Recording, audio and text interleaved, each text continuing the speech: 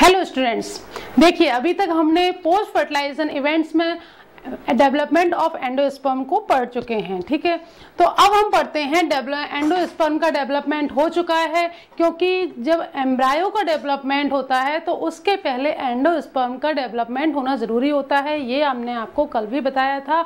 क्यों? क्योंकि एंडोस्पर्म जो होता है वो किसका पोषण का काम करता है, पोषण देने का काम करता है किसको? एम्ब्रायो को।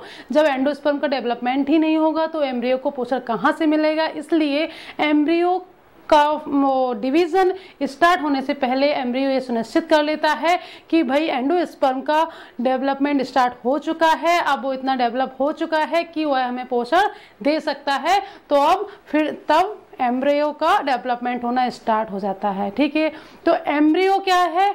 जायगोट। जायगोट से एम्ब्रियो का निर्माण हो रहा है।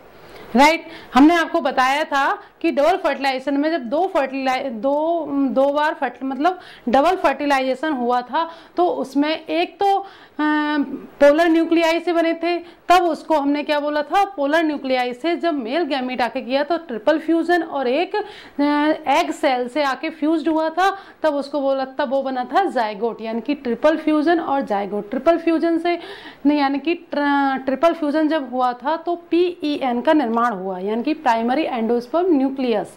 तो प्राइमरी एंडोस्पर्म न्यूक्लियस से अब हो चुका है एंडोस्पर्म का निर्माण, और जो जायगोट बना था डिप्लॉयड जायगोट, उससे होगा अब एम्ब्रियो का निर्माण।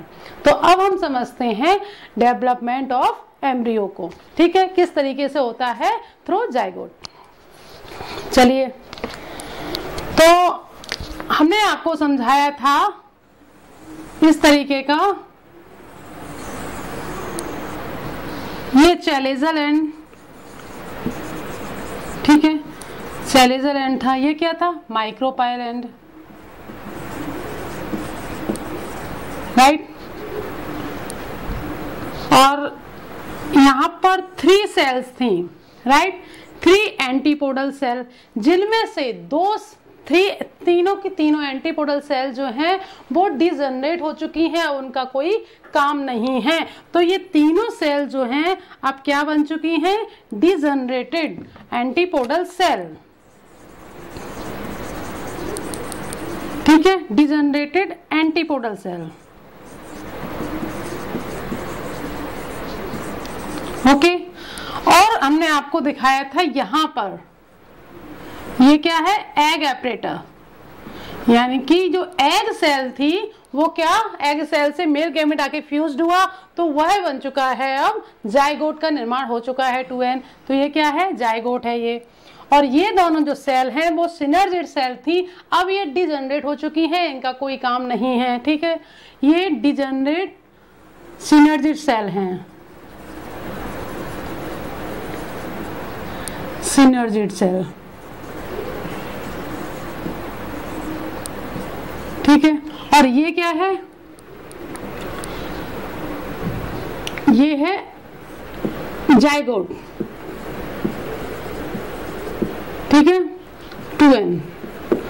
और यहां पर जो 2 पोलर न्यूक्लियाई थे उनसे आकर के एक मेल गैमीट फ्यूज्ड हुआ था, तो वो क्या बना दिया उसने? ये बना दिया उसने PEN, यानी कि प्राइमरी एंडोस्पर्म न्यूक्लियस बन गया ये।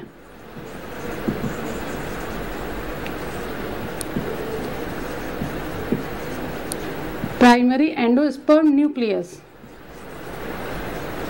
ओके, और जो ये सेंट्रल सेल थी वो क्या बन गई? अब सेंट्रल सेल जो थी वो बन गई PEN। ये पूरी क्या हो गई? PEN, यानी कि PEC, प्राइमरी एंडोस्पर्म सेल। ये सब हम आपको समझा चुके हैं, सिर्फ रिवाइज करा रहे हैं यहाँ पे। Primary endosperm cell. राइट, ये पूरा स्ट्रक्चर है। अब ये जो सेल, ये जो जायगोट है, अब जायगोट से होगा एम्ब्रियो का निर्माण। ये जायगोट कहाँ पर स्थित है? माइक्रोपाइल एंड की तरफ स्थित है। ये जायगोट का होगा डिवीजन स्टार्ट, यानी कि डेवलपमेंट ऑफ एम्ब्रियो। ये कौन सी स्टेज है? अब डेवलपमेंट ऑफ एम्ब्रियो की। ठीक है, सेकेंड स्टेज जो हमने आपको बताई थी ये डेवलपमेंट ऑफ एम्ब्रियो है। डेवलपमेंट ऑफ एम्ब्रियो, ठीक है। अब ये जाइगोट को हम यहां से उठाते हैं, जाइगोट, ये देखिए, इसके बाद ये आया जाइगोट, ये जाइगोट यहाँ पर ये स्थित है, ये पूरा क्या है, एम्ब्रियो सैक है, ये पूरा क्या है, एम्ब्रियो सैक है, ये पूरा एम्ब्रियो सैक के अंदर क्या स्थित है, जाइगोट स्थित है एम्ब्रियो सैक के अंदर। अब ये जो जाइगोट स्थित है ये कहाँ पर है, एम्ब्रियो सैक कहाँ पर है, माइक्रोपिलर एंड की तरफ स्थित है जाइगोट, ठीक है, माइक्रोपिलर एंड की तरफ। अब इसमें होगा डिवीजन स्टार्ट, माइटोटिकली डिवीजन होता है, न कि मियोसिस नहीं होता, यहाँ पर माइटोटिकली डिवीजन होगा। माइटोटिकली डिवीजन कैसा होगा, अनइक्वल डिवीजन होगा, इक्वल डिवीजन नहीं होगा। इक्वल डिवीजन होगा तो ये सेम यहाँ से डिवाइड हो जाएंगे, लेकिन यहाँ से ना करके एक क्या होता है, बड़ी सेल और छोटी सेल, दो सेल में डिवाइड होता है। किस तरीके से, ऐसे, ये देखिए, ये यहाँ से इस सेल में डिवाइड होगा ये। इसके बाद तो ये अनइक्वल डिवीजन करेगा, यहाँ से ये एक ऊपर की बड़ी सेल होगी और एक नीचे की बड़ी सेल होगी, ठीक है। ऊपर की बड़ी सेल को हम बोलेंगे बेसल सेल, ये है क्या है, बेसल सेल, और नीचे की जो सेल है वो है यही, ये नीचे की जो छोटी सेल है यही निर्माण करेगी एम्ब्रियो का, ठीक है। तो ये इसको बोलेंगे हम एम्ब्रायोनल सेल, एम्ब्रियो सेल, ठीक है, यही भ्रूण का निर्माण करती है। तो जो बेसल सेल है, अब पहले उसका डिवीजन स्टार्ट होगा। तो बेसल सेल का डिवीजन यहाँ पे होता है, बेसल सेल, इसमें यहाँ ध्यान रखना अनइक्वल डिवीजन होता है, ठीक है। अब बेसल सेल में, और यहाँ कैसा ट्रांसवर्स डिवीजन होता है, ना कि वर्टिकल, ट्रांसवर्स ऐसा डिवीजन होता है और वर्टिकल खड़े में होता है, इस तरीके से, ठीक है, यानी कि लॉन्गिट्यूडनल जिसे हम बोलते हैं। तो इसमें कौन सा डिवीजन हुआ है, ट्रांसवर्स डिवीजन हुआ है। अब इसके बाद ये जो बड़ी सेल है वो 6-7 टाइम, 5-6 टाइम क्या होती है, डिवाइड होती है और 7 से 8 सेल बना देती है, जिसे हम बोलते हैं सस्पेंसर सेल। ऊपर की बड़ी सेल बनती है इस तरीके से, ऊपर बड़ी सेल बनती है, राइट, उसके नीचे इस तरीके से छोटी सेल बनती है, जिसे हम बोलते हैं सस्पेंसर सेल, ठीक है, ये बन गई। और नीचे जो है ये जो एम्ब्रियो सेल है, इसका ये डिवाइड करेगी इस तरीके से, ये ग्लोब्यूलर स्टेज में आती है, गोल बनाती है, सर्कल बनाती है, ठीक है, ग्लोब्यूल टाइप के बनाती है, तो ग्लोब्यूलर स्टेज में आती है, राइट। यहाँ पर इस तरीके से बनाना था ये, तो हमने इस तरीके से भी बना दिया है ये, ओके। तो ये ग्लोब्यूलर स्टेज में आ गई। अब जो ऊपर की सेल है उसे हम बोलते हैं हॉस्टेरियल सेल, क्यों, क्योंकि ये क्या करती है, ये सेल जो ये एंडोस्पर्म बना हुआ है वो उससे भोजन का सकिंग का काम करती है, एंडोस्पर्म को सक करती है, लेती है वहां से एंडोस्पर्म को, कहाँ पहुंचाती है, यहाँ पर जो एम्ब्रियो का निर्माण हो रहा है यहाँ पर इसको ट्रांसफर करती है, क्योंकि एम्ब्रियो के निर्माण के लिए पोषण तो चाहिए, तो वो यहाँ पर पहुंचाती है इसको, ठीक है। तो ये हॉस्टेरियल सेल कहलाती है। ये सारी सेल्स क्या कहलाती हैं, सस्पेंसर सेल कहलाती हैं,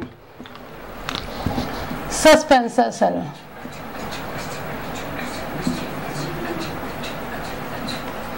ठीक है, सस्पेंसर सेल है, ओके। ये सारी सेल सस्पेंसर सेल कहलाती हैं। अब इसमें जो डिवीजन होता है वो यहाँ पर तो ट्रांसवर्स डिवीजन होगा, ठीक है, ऊपर, ठीक है।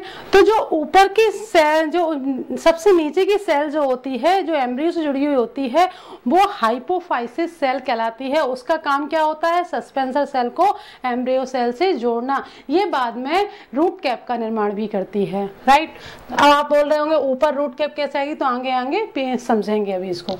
तो ये क्या करती है, ये जो एम्ब्रायो है वो 2 बार तो लॉन्गिट्यूडनल डिवीजन करता है इस तरीके से, और 1 बार ट्रांसवर्स डिवीजन करता है, और किसका निर्माण करता है, 8 सेल का निर्माण करता है, 8 कोशिकाओं का निर्माण कर देता है।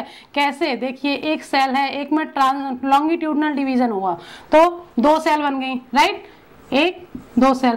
अब 2 में फिर से लॉन्गिट्यूडनल डिवीजन हुआ, 4 सेल बन गई। एक ट्रांसवर्स डिवीजन हो गया, 8 सेल बन गई, 1 2 3 4 5 6 7 8, राइट। तो इस तरीके से इसमें डिवीजन होता है और 8 सेल का निर्माण होता है। यहाँ पर 2 टाइम्स तो लॉन्गिट्यूडनल होता है और 1 टाइम ट्रांसवर्स डिवीजन होता है, राइट। तो इस तरीके से ये एम्ब्रियो आगे ग्लोव्यूलर टाइप एम्ब्रियो का निर्माण करता है। इसे कहते हैं हम ग्लोव्यूलर एम्ब्रियो, ग्लोव्यूलर एम्ब्रियो, राइट। इसे ग्लोव्यूलर एम्ब्रियो कहते हैं। अब देखो, अब ये जो सस्पेंसर सेल है और जो हॉस्टेरियल सेल है, ये हॉस्टोरियल सेल और सस्पेंसर सेल ये क्या होती हैं, धीरे धीरे फिनिश होती जाती हैं, कम होती जाती हैं, राइट। तो ये धीरे धीरे कम होती जाती हैं, मतलब, और जब एम्ब्रियो का पूरी तरीके से निर्माण हो जाता है तो ये फिनिश हो जाती हैं। ओके, तो इसके बाद आएगा अब हार्ट शेप एम्ब्रियो। देखिए यहाँ पे हम बना देते हैं, ये हॉस्टोरियल सेल अब छोटी हो रही है, ठीक है, छोटी हो जाएगी और नीचे की सेल भी छोटी हो जाएंगी और धीरे धीरे फिनिश हो जाएंगी, ठीक है। नीचे की सेल छोटी हो गई और जो नीचे है वो क्या, एम्ब्रियो। एम्ब्रियो किस टाइप का हो जाएगा, ये एम्ब्रियो इस टाइप का हो जाएगा, किसका, हार्ट शेप का। ये देखिए हार्ट शेप बन गया, राइट। ये हार्ट शेप का हो जाएगा इस तरीके से, इसे बोलेंगे हम हार्ट शेप एम्ब्रियो। यहां हम लिख देते हैं हार्ट शेप्ड एम्ब्रियो।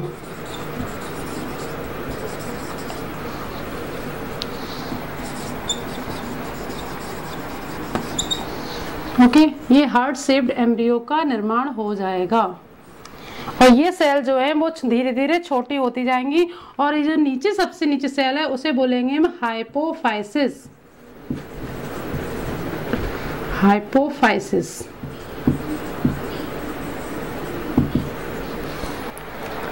सबसे नीचे की सेल को हम क्या बोलेंगे, हाइपोफाइसिस सेल बोलते हैं इसे। और ये सारी ये हॉस्टोरियल सेल है, हाइपोफाइसिस सेल है, ये हार्ट शेप्ड एम्ब्रियो है, बन गया। अब इस पूरी स्टेज को एम्ब्रियोजेनी बोलते हैं, यानी कि एम्ब्रायो डेवलपमेंट। एम्ब्रायो डेवलपमेंट को क्या बोलते हैं, एम्ब्रियोजेनी कहते हैं, ठीक है, एम्ब्रियोजेनी कहते हैं। और जो प्राग भ्रूण बन रहा है ये प्रो एम्ब्रियो स्टेज कहलाती हैं, जब तक भ्रूण मैच्योर नहीं होता है। अब यहाँ तक की जो स्टेज हैं वो मोनोकोटिलिडन्स और डाइकोटिलिडन्स दोनों में ही एक जैसी होती हैं, सेम होती हैं, ठीक है। अब यहाँ से स्टार्ट होता है डाइकोटिलिडन्स का निर्माण और मोनोकोटिलिडन्स का निर्माण। ये सारी स्टेज प्रो एम्ब्रियो स्टेज हैं, तो यहाँ तक कि दोनों में ही एक समान होता है। ओके, तो ये क्या है, डेवलपमेंट ऑफ एम्ब्रियो है। तो इसके बाद आप देख लेते हैं एनसीईआरटी में जो डायग्राम दिया गया है, मतलब ये पूरा दिया गया है, लेकिन इसके बाद डाइकोटिलिडन्स का जो है वो देखिए, ये जो हॉस्टेरियल सेल है एकदम छोटी हो जाती है, इसके नीचे ये सस्पेंसर सेल एकदम छोटी छोटी हो जाती है, ठीक है, एकदम छोटी छोटी। और नीचे क्या होता है, इस तरीके से टारपीडो शेप्ड का निर्माण हो जाता है। ये देखिए, ये इस तरीके से ये यहाँ पे रेडिकल होता है, ठीक है। और ये क्या है, ये प्लूमूल का निर्माण होता है, ये दोनों कोटिलिडन्स हैं। तो ये डाइकोटिलिडन्स का निर्माण आगे समझाया गया है, जिसको हम नेक्स्ट वीडियो में आगे समझेंगे, ठीक है। तो यहाँ तक ये क्या हो गया, ये मोनोकोटिलिडन और डाइकोटिलिडन दोनों में ही सेम होता है, ठीक है। मोनोकोटिलिडन मतलब जिसमें एक कोटिलिडन होता है, एक बीजपत्र होता है, और डाइकोटिलिडन मीन्स जिसमें 2 बीजपत्र होते हैं। तो देखिए एक बार और हम रिवाइज कर देते हैं। इसमें जो सिनर्जिड सेल होती हैं वो डिजनरेट हो जाती हैं, एंटीपोडल सेल डिजनरेट हो जाती हैं। अब ये जो जायगोट है, जो एग सेल से फ्यूज हुआ था वो मेल गैमीट, तो यहाँ पर जायगोट का उसने निर्माण किया था। अब ये जायगोट जो है वो माइक्रोपिलर एंड की तरफ होता है।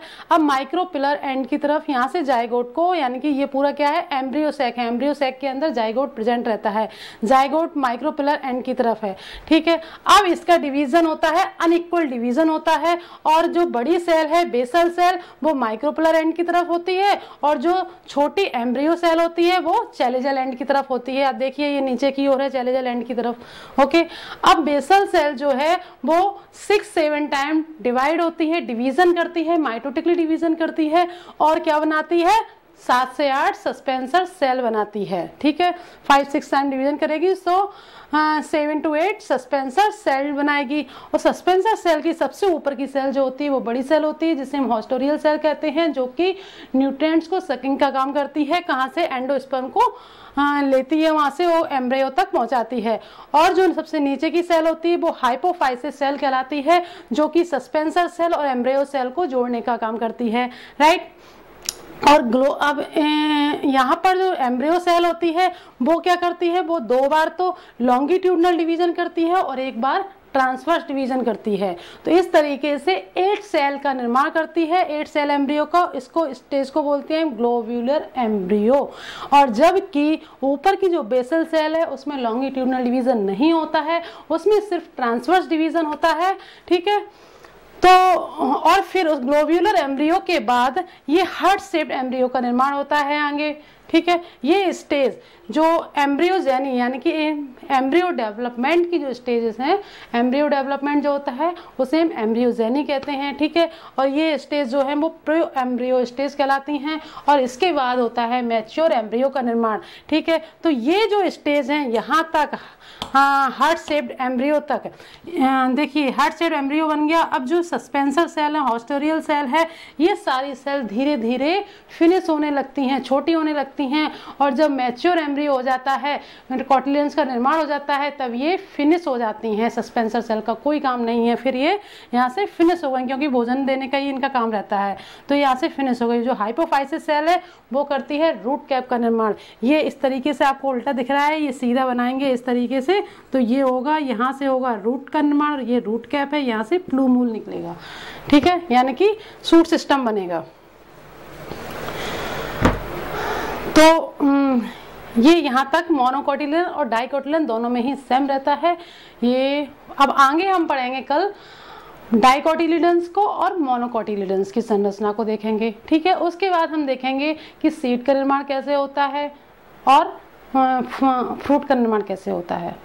धन्यवाद फ्रेंड्स, यदि आपने अभी तक चैनल को सब्सक्राइब नहीं किया है तो सब्सक्राइब कर दीजिए और वीडियो को लाइक जरूर कर दीजिएगा। नमस्कार।